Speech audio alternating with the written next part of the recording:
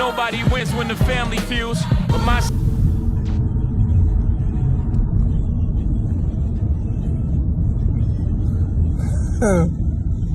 Grizzley, one of Detroit's most popular rappers, but earlier this week, Jobina Brown was shot and killed on the city's east side. face and think I'm playing AJB. I wish I was sitting outside with you and I was in that bank with you. You know your favorite rapper when the never. Was she alive when did she die on the scene or the hospital? I don't even. I think that no. She died at the hospital. She was still alive. She was still breathing and everything. She called me. She called you? While she was shot, she called me. What'd she say? I was trying to talk to her. I didn't hear what she was saying. Oh. She couldn't really form no words. If I'm Detroit's very own T Grizzley, I'm keeping a low profile. After this video, you might hear a lot of what ifs. Maybe a few people even saying, nowadays when these rappers get married, they in some shit. Cause truth be told, as our older generation would say, what's done in the dark will come to the light. Now a lot of folks might not remember this, but about 7 years ago, T Grizzley lost someone publicly referred to as his aunt. Whether she was blood or not, that's still up for debate. But some say it was through marriage. But what we do know is that she was tragically gunned down while riding in the Uber. And by some twist of fate, T Grizzley had gotten out the same car just minutes before the shots had rang out. Now at the time, everything seemed off, but nobody had real answers. Then about 2 months later, a man allegedly tied to one of T Grizzley's groomsmen, a man connected to Lil Durk, someone tied to him from his same neighborhood in Chicago, Illinois, which we'll later discuss, was arrested in connection with her murder. Since then, the case been cold in many people's eyes. And yet, Detroit police still have an open $2,500 reward for more information. And that alone tells you everything ain't fully closed on this. But what if I told you that was just the surface? Because what I found out while digging into this court transcripts and trial updates and federal paperwork, found it deeper, way deeper than what people may expect. Pause. Now there, as of now, has been whispers that she might have been pregnant, allegedly, by T Grizzley. And that wasn't even his blood aunt. But all that is he say, she say to this point. Because still, Grizzley called her his aunt. And that's what the world ran with. Not to mention he was signed to her, which some say is a clear motive. But today, I'm bringing y'all a full breakdown. Court documents, timelines, trial updates, and theories media skipped over. Because y'all will find out later in this video that someone is currently standing trial for her murder. And based on documents I've seen, I wouldn't be shocked if the feds step in once this trial is wrapped. In this video, we're going through everything from what happened that night in the Uber to who this man really is that's facing trial, to why certain people in Grizzly's circle started going ghost once the pressure came down. We're clearing up every rumor, laying out the facts. And like we always do, fam, at the conclusion, I'm here to hear from you once I lay everything on the table. But before we go over this one, I want you guys to remember, I don't give you no angle. I just give you the story. So with that being said, make sure you like, comment, and subscribe. We're gonna jump right to it. T Grizzley, born Terry Sanchez Wallace Jr., is a rapper straight out of Detroit, Michigan. He came up from tough circumstances. Raised on the west side, his mom was sentenced to 20 years when he was just a teen, and his dad was killed in the streets. But instead of folding, Grizzley took to music. He gained national attention in 2016 with his breakout single, First Day Out. All and fought for your life. Being broke did something to my spirit. Ass niggas to plug me. They act like they couldn't hear. Now that was a track he dropped just months after being released from prison for a robbery case tied to Kentucky, as he rapped about. The track blew up fast, doing millions of views in days, and earning cosigns from legends like Jay-Z and LeBron. Boom, boom, boom, boom. Hit the Rolling Stone with the rollie on. Jag portfolio.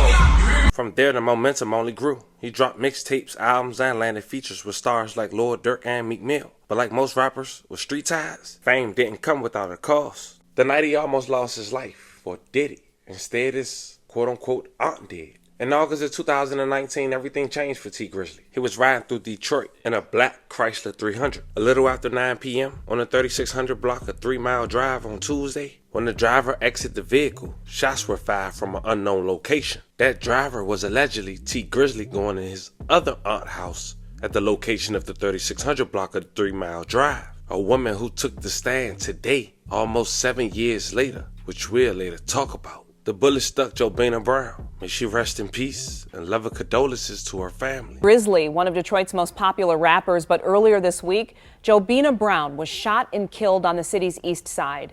Tonight we're hearing from a local radio show host who worked with Brown.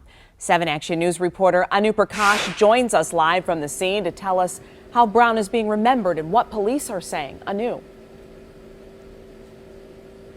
Well, Glenda, Detroit police tell me that homicide investigators are still working on this case, still trying to figure out what led up to the shooting here on 3 Mile Road just off of Mack. Meanwhile, those who knew Brown say she was kind-hearted and a hard worker. She was a sweetheart. She was a good person.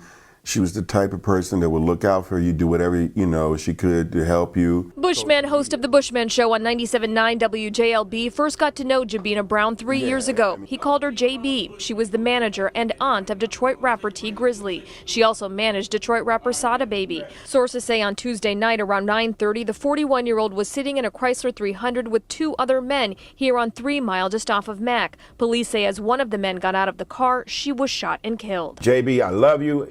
I miss you, but I will never forget about you. You were a queen and you were awesome. Bushman says he's been getting calls and comments on social media from people across the country, those who've gotten to know Brown and some who are fans of T. Grizzley. Bushman says Brown was a young woman who was committed and kind. It was like her first time managing, but she grasped the knowledge of how to manage an artist and was running with it, and he's been very successful. After hearing about her death, he shared this video of Brown in the studio with T. Grizzley in May of 2018. She was fixing his hair, taking care of him like Bushman says she always would. I wanted to share something for people to remember her by. When you're behind the scenes, you don't always get the credit for the things that you do, and I want people to understand who she was and what she meant to T. Grizzley, Sada. And as he continues to pay tribute to her, he just hopes the questions surrounding who took her life won't remain unanswered much longer. Just want to know why. What made you do that? What caused you? What was going on in your mind and in your life that you felt like you had to pull a gun out and pop? Now, I did reach out to T. Grizzley's management company, but haven't heard back yet. Meanwhile, if you have any information that can help police solve this case, please call Detroit Police Homicide. Live on the city's east side. At the time, no arrest was made. Police made a flyer for $2,500 for information leading up to an arrest in JB's demise. But see, Grizzley decided to make a track in dedication to JB. Check it out. So you know your favorite rapper wouldn't never let them guys get you. I would've shot him, left him dying, leaking in the street. Wouldn't have ran with smoke. But just 2 months after JB lost her life, the feds and the state had made an arrest. A place 4.5 hours away from each other, a little under 300 miles, in Chicago, Illinois. A man that was also connected to one of T. Grizzley's groomsmen, also on his rap label, whose name is Booker, real close to Lord Durk and OTF. Apparently, the perpetrator and Booker are from the same neighborhood. They also go by 600 in Chicago. His name was Jermaine Weeden, aka Wu-Tang. Now, when Wu-Tang was first picked up, it was an open murder, a felony firearm charge. But what a lot of people don't know is that Wu-Tang already had a serious criminal background. This wasn't no first-time offender. In fact, back on May 12, 2016, he had a felony conviction for aggravated unlawful use of a weapon in a vehicle in Cook County. He was sentenced to 1 year imprisonment. And second, on March 15, 2018, just 2 years later after that, he had a felony conviction again for unlawful possession of a weapon by a felon in Cook County, in which he was sentenced to 42 months in prison, which lets us know that Wu-Tang not supposed to be around firearms. Now, I wanted to make all that clear,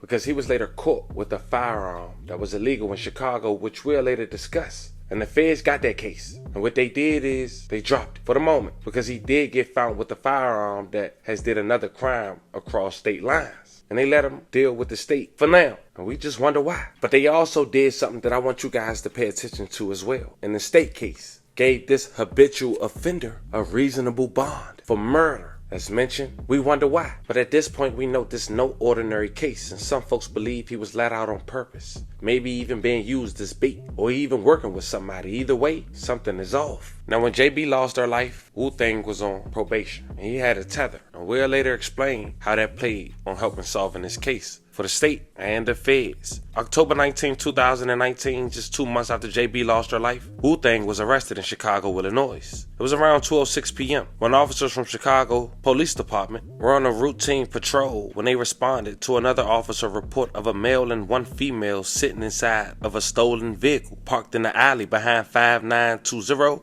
South Calumet Avenue in Chicago, Illinois. The reporting officer had confirmed that the vehicle was stolen by checking the vehicle license plate in the law enforcement computer database. When responding to CPD, officers pulled into the alley. They observed a male subsequently identified as Wu-Tang, aka Jermaine Weeden, and a female standing near the stolen vehicle, a blue Nissan Versa with New York license plate. Now keep that vehicle in mind. As the responding officers exited the patrol car and approached Wu-Tang, he fled from officers on foot. After a brief foot chase, the officers apprehended Wu-Tang and placed him in handcuffs. As Wu-Tang physically resisted the officers when placed against the police car, a Glock 23 40 cal semi-automatic handgun bearing serial number PAZ-363 fell out of Wu-Tang's left pants leg. The handgun was loaded with 12 rounds of ammunition with the head stamp marking SIG 40 S&W. During the subsequent search of the stolen blue Nissan, CPD officers recovered an extended magazine from the passenger side door. Now fam,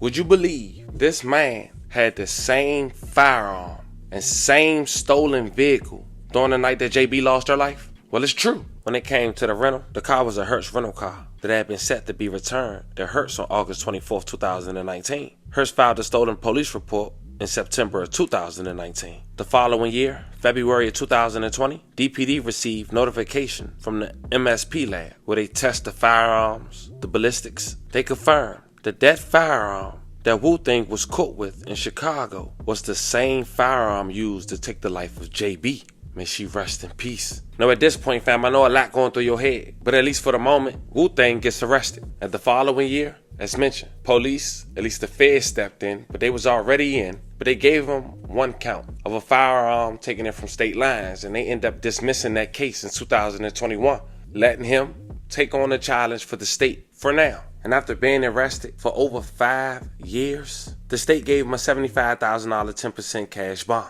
on a tether, in which he paid. But that was crazy, because as mentioned, he was arrested for all that time and his trial was coming up. But the world didn't know. Now Wu-Tang will only be out for just 3 months before starting trials just this past Monday, July 14, 2025. And while the feds keep a close eye, and for some reason, when this case has started back up for trial, they released a $2,500 reward again, as if the guy they caught with all this evidence isn't enough, or not the sole person responsible, which probably indicates a recent bond and the feds letting go of the first charge for now. Now the Family TV will hopefully start filming from now on this trial on Twitch and YouTube, on the second channel, and many more. But I was able to catch it today, although the audio wasn't allowed for screen recording while looking. You can only screen record if the audio picks up from another device. And I didn't know that today.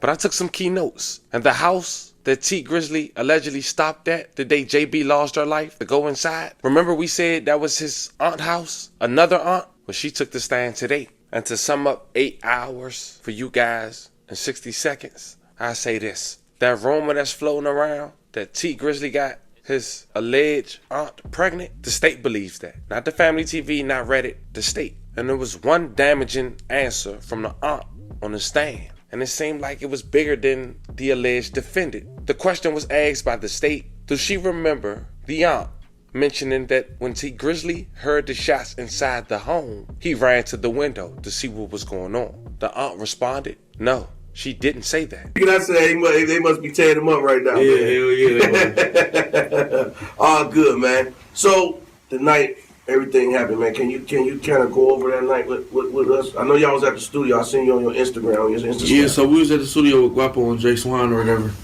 And I'm going over my cousin's house, my older cousin. Mm-hmm. He was real close with my pops, just like my pop's brother. Mm-hmm. And I always try to, you know what I'm saying, show him some love, because that's another wound we really ain't healed from. Okay. You know what I'm saying? So I went over there, and I was telling her, like, come in the house.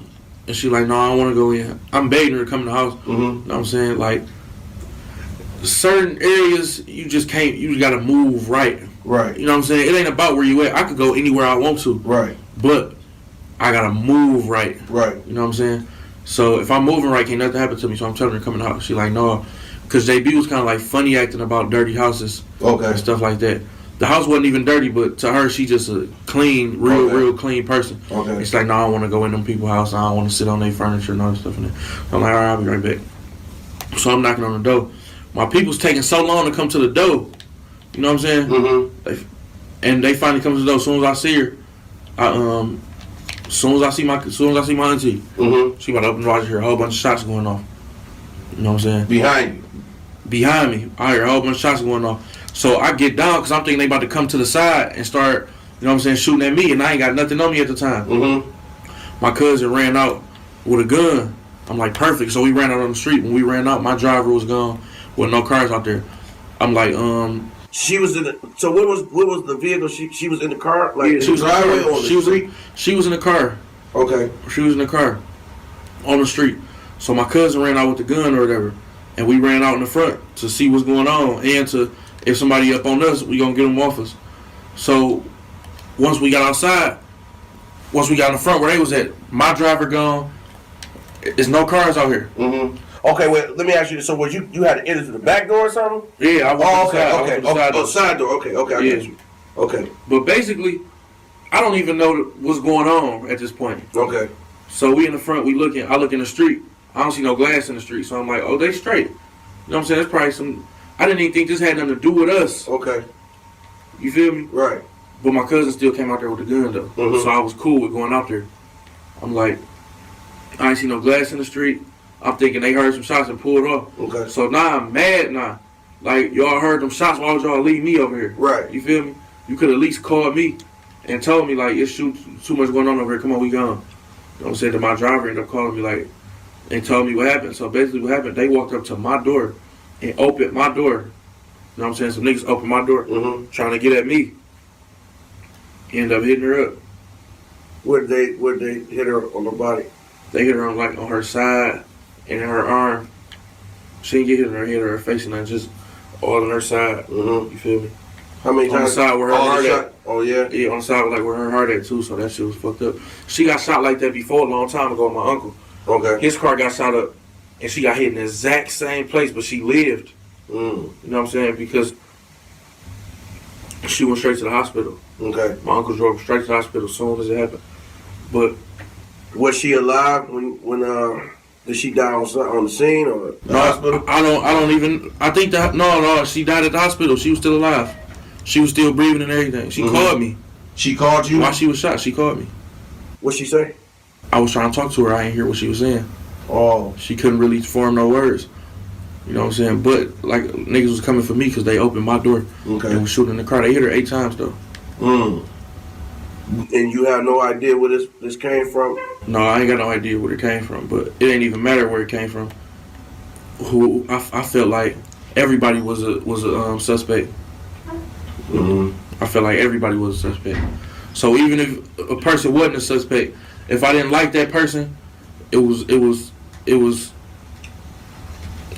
escalated. My dislike for them was escalated times 10.